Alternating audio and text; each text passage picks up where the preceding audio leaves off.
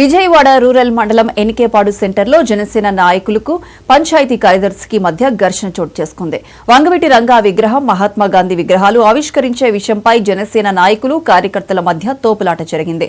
స్థానిక జనసేన కార్యకర్తలకు తెలియకుండా ఎందుకు నిర్వహిస్తున్నారంటూ నాయకులను నిలదీశారు. ఆ సమయంలో ఎనికేపాడు పంచాయతీ కార్యదర్శిని నువ్వెంత నీ బ్రతుకెంత అంటూ జనసేన గన్నవరం నియోజకవర్గ ఇన్ఛార్జ్ చలమలశెట్టి రమేష్ దురుసుగా ప్రవర్తించారు.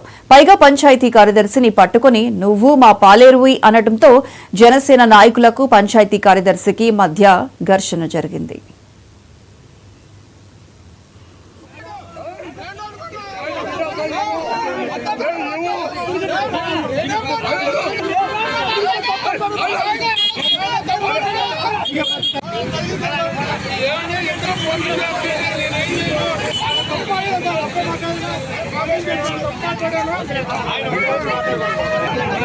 నేను కంపెనీ వేసినప్పుడు అడిగాడు, నేను పెట్టినప్పుడు కలర్ ఎలా పెడతాడు అడిగాడు.